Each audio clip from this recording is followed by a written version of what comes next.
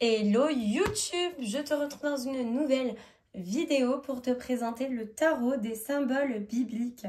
Le livre est 78 cartes, édité chez Grancher de Christine Benoît,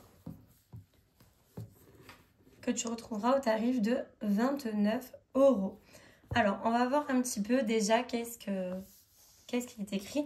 Ça me stresse, la pierre elle bouge. On va la mettre ici. Peut-être qu'elle bougera moins. Regardez cette fleurite, elle est juste trop belle. Pareil, elle sera proposée à la vente prochainement. Oh, il y a des arcs-en-ciel là ici, de malade. Très très belle pierre. Waouh, vous l'avez vu ici aussi. Trop belle. Alors, réalisée dans la tradition du tarot de Marseille. Super, je fais bouger le trépied. Hop là. Ce tarot de 78 cartes s'inspire des personnages bibliques, chacun reflétant des aspects. Ouais, il est quand même... Donc, c'est un tarot de Marseille, d'après ce qui est écrit. Bon, à voir. Dans l'intériorité humaine, ainsi que des événements de l'Ancien Testament, à percevoir comme des synchronicités avec la vie du consultant. Ève représente la vie, Judith la force intérieure, l'Arche de Noé le renouveau, la Tour de Babel la confusion. Passionnée de philosophie et de symbolisme, Christine Benoît crée ce tarot pour partir à la découverte de soi et trouver des réponses à ces questions. Celui-ci ne s'adresse pas qu'aux croyants car il fait appel à des symboles universels. À la fois psychologique et initiatique, il aidera le consultant à réfléchir sur ses désirs profonds, ses sentiments et ses véritables besoins. Les tirages proposés pourront l'aider à clarifier des situations et développer son intuition. Donc il y a 22 arcanes majeures qui représentent les personnages féminins de la Bible, ok, et 56 arcanes mineurs figurant les événements marquants de l'Ancien Testament, ainsi que les animaux et la nature présents dans le récit biblique. Ok, bon, du coup, je trouve ça étonnant. Si les mineurs sont dessinés, c'est que c'est pas vraiment Marseille, déjà. Bon, ok. Franchement, vous voyez, je suis honnête. Hein, moi, je dis toujours ce que je pense. L'intérieur est comme cela. Le livret est très gros. L'arcane de vie. Ok, vous savez comment calculer votre arcane. Avenir, soutien, frein, atout, attente, conseil pour agir. Ok, ça a l'air intéressant ce tirage. Situation, aspect positif, négatif. Ok, il y a des idées de tirage qui ont l'air sympas. C'est le sceau de Salomon, apparemment le dos des cartes. Vous avez par exemple ici, carte 12, Anna, épouse de Tobit. Qui suis-je? Je suis la femme de Tobit, un juif pieux. Nous avons été déportés à Ninive, aujourd'hui en Irak. Mon mari est devenu aveugle et nous sommes réduits à la misère. J'ai pris alors un travail d'ouvrière. Description de la lame. Donc Anna attend son fils. Et à chaque silhouette aperçue au loin, son cœur sursaute d'espoir. Elle file la laine en la tordant et en l'enroulant. L'une de ses mains pince en avant le point de torsion et remonte doucement en laissant le fil se créer. L'autre étire les fibres pour en contrôler l'apport. Auparavant, il a fallu qu'elle trie la laine puis la nettoie en retirant les brindilles et les chardons. Cette lame évoque à la fois l'alternance et la patience et l'impatience. Ok, Anna fait preuve d'une grande patience à la fois pour filer la laine et soutenir son mari aveugle et d'une forte impatience dans l'attente de son fils. Ok. Et ok, après c'est vraiment décrit qu'est-ce que c'est, l'étude du nombre 12, donc un peu de numérologie. Qu'est-ce que la lame révèle aujourd'hui? Et dans le domaine, nous avons aussi le domaine pro, relationnel, le conseil et la lame à l'envers, ainsi que le voyage initiatique. Donc vous voyez, c'est quand même un livret très très très complet. Voilà, donc ici nous allons découvrir les cartes ensemble, c'est ce qui nous intéresse le plus. Non, le livret c'est quand même super important, je reconnais.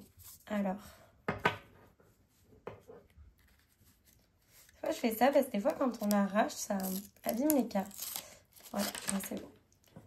Donc effectivement, voilà, les tranches sont neutres, les cartes sont... ça va. Effet un peu brillant et le dos, c'est bien le sceau de Salomon. Alors c'est parti, on va découvrir ensemble ce jeu. Ève qui représente la vie, discernement, énergie, initiatrice.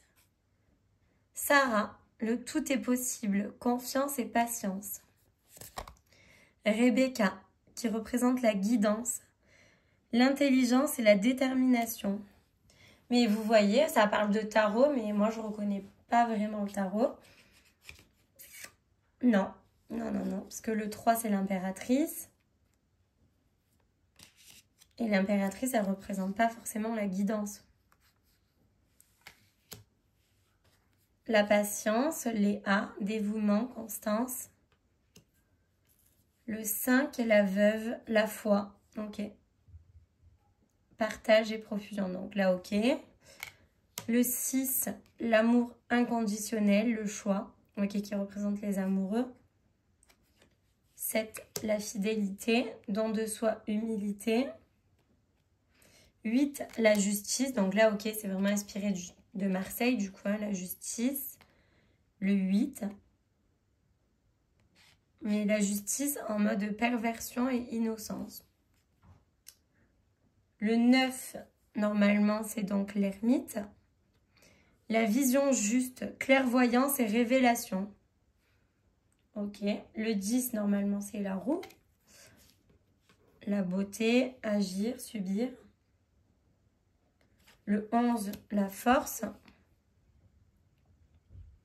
Le 12, c'est le pendu, donc ok, qui peut représenter l'attente. En vrai, c'est Anna, épouse de Tobias, enfin, du coup, ici. Ok. 13, la mort, ok. Épouse de Tobias. Bon, je vous avoue, je connais pas trop la Bible, hein, donc j'ai du mal peut-être à faire la référence réelle, le rapprochement, je veux dire, avec le tarot. 14, la conciliation, l'équilibre, la modération. 15, le pouvoir. 15, c'est le diable. Hein. 16, le bouleversement. 17, le courage. 18, l'encouragement. 19, l'amour. 20, le jugement. 21, l'accomplissement qui représente donc le monde. Donc là déjà, on a fait les arcanes majeurs. Mais bon, ok. J'avoue, je ne reconnais pas vraiment. J'aurais préféré finalement que ce soit un oracle des symboles bibliques plutôt qu'un tarot. Dans le sens, c'est pas parce qu'il y a 78 lames que c'est forcément un tarot. Donc nous aurons eu l'attente ici, un mélangeant qui a sauté. Et ensuite, nous avons les mineurs. Donc, le messager, l'ange, protection, aide. Ok, ils ont rajouté ça, je pense. Et en carte 23, la création du monde, l'énergie créatrice. L'Arche de Noé pour le renouveau. La tour de Babel pour la confusion. Et vous voyez, j'aurais préféré que ce soit des images comme ça pour les arcanes majeures. L'épreuve d'Abraham pour l'obéissance. Alors, je vous montre, je ne vais pas tout vous décrire non plus. Oui, c'est des dessins faits main, hein, c'est très beau. C'est bien dessiné en tout cas. Un mal pour un bien, j'avais écrit. Ok. La reconstruction. Après, je pense, voilà, moi je préférais m'en servir en mode oracle. Parce que vous voyez, arcane mineur, pour moi, c'est pas vraiment un tarot. Parce que dans les arcanes mineurs, nous avons les coupes, les épées, les deniers, etc. Mais bon, pourquoi pas, hein. L'herbe, ok, l'huile, le lait. Donc là, on a plutôt tout ce qui est matériaux. La mandragore. Oui, on passe dans une nouvelle catégorie. L'olivier, l'or, le palmier, qui peut représenter les rameaux aussi. Hein. La rose, le sel, la vigne, les abeilles, l'agneau. Ok, nous avons maintenant les animaux. Ok. Oui, donc je pense que c'est plutôt ça qui représente les suites, en fait. Petit à petit, on découvre. Hein. Les animaux, peut-être, qui représentent du coup l'air ou la terre.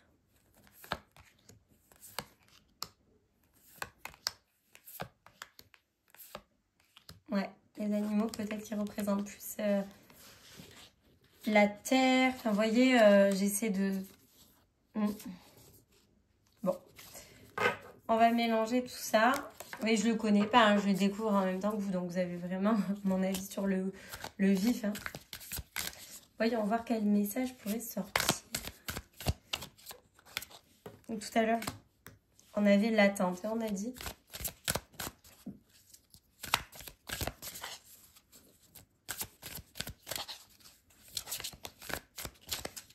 Ok, je ne vais pas sauter. On va faire dans ce sens-là.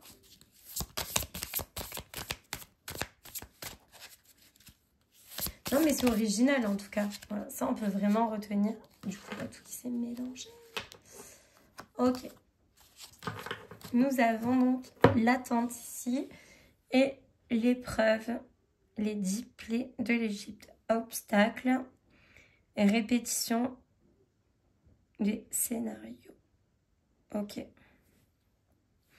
Mais ici, ce qu'on peut voir, c'est que on a aussi, vous voyez, le soutien. D'un point de vue comme ça, je dirais que même si c'est difficile des fois d'attendre, d'être impatient, de ne pas savoir vraiment comment réagir, etc. dans votre vie, sachez que toute cette épreuve-là d'attente vous sera finalement bénéfique à un moment donné parce que quand il y a des obstacles, on apprend, on grandit, on évolue. Ouais, ça nous permet de voir les choses aussi autrement, sous un autre angle. Et c'est pas parce qu'aujourd'hui c'est difficile que demain ça le sera aussi, vous voyez. Et c'est ça ici qu'on vient vous dire, c'est vraiment un message d'espoir et de se dire de ne pas baisser les bras. Même si des fois il y a des choses qui peuvent paraître un petit peu longs. J'aimerais bien aller voir cette 28, comment elle serait décrite ici. Un petit peu. Où elle est 28, ok. La 28. La demande du consultant est juste, même si elle est confrontée actuellement à un refus. Sa ténacité et sa persévérance viendront à bout des blocages existants. Vous voyez, voilà, c'est un peu ce que je vous disais, que même si des fois c'est long, à la fin ça sera bénéfique. Il y a une issue, mais à ces obstacles externes s'ajoutent aussi des crispations internes. Ainsi, cette lame conseille au consultant de faire preuve de créativité, de ne pas se décourager et de persévérer. Il ne doit pas se laisser arrêter par les essais infructueux, mais recommencer autrement. Une situation qui paraît mal engagée pourrait se débloquer rapidement. Le consultant ne doit pas se préoccuper de la manière dont le changement se produira. Il agit avec une intention ferme. Oui, du chaos surgit la lumière. Ok, bon, c'est un beau message. Vous voyez, des fois, d'un premier abord, c'est pas un jeu forcément que j'aurais acheté, vous voyez. Moi, je l'ai reçu, service presse. Mais je trouve que les messages sont intéressants. Ah, j'avais pas vu que la boîte, elle est abîmée, tiens. Ici. Donc, ouais, elle est pas comme ça, normalement, ne vous inquiétez pas. Elle a dû prendre un petit coup dans le transport. Mais je trouve quand même que les messages sont intéressants. Et pour les personnes qui ont envie de s'intéresser à la Bible, ça peut être quand même intéressant. Voilà, on apprendre davantage en utilisant un oracle. Et moi, je le vois plus comme un oracle que comme un tarot, comme je vous disais tout à l'heure. Et je trouve ça quand même intéressant de... Ouais, vous voyez, moi, j'aime bien faire ça, des fois, quand c'est vraiment un tarot, de mélanger un arcane majeur pour décrire vraiment un événement, quelque chose d'important, puis un mineur. Donc, vous pouvez faire comme ça en deux, ou tout mélanger aussi, et le faire d'une manière oracle, avec les petits mots clés qu'il y a écrits en bas ou dessous le titre. Et par exemple, ici, on aurait Ève, la vie, avec la fin d'un cycle, échec, comprendre l'expérience, discernement. Donc, on vous dit ici, avec Ève, de faire preuve de discernement par rapport à certains échecs, par rapport à une expérience qui peut être difficile. Avec la fin d'un cycle, on se rend compte que c'est peut-être quelque chose sur le coup de négatif, qu'on vit très très mal. Mais en faisant preuve de discernement, en ne fonçant pas tête baissée, ben, on se rendra compte qu'on comprendra peut-être mieux cette expérience, cette épreuve. Et finalement, au lieu d'en faire un échec, on en fera une force. Vous voyez, voilà. On peut essayer. Voilà, vous avez quand même des solutions pour décrire de votre manière sans forcément utiliser le livret, une guidance. Voilà, vous aurez eu du coup ma vision de ce jeu. En tout cas, j'espère qu'il vous plaira. Voilà, n'hésitez pas à me dire en commentaire si ce jeu vous intéresse, si vous comptez vous le procurer ou non. C'est intéressant aussi de savoir votre retour, votre avis par rapport à tout ça. N'hésitez pas à vous abonner, à liker et à commenter la vidéo si le cœur vous en dit. À bientôt pour une prochaine vidéo.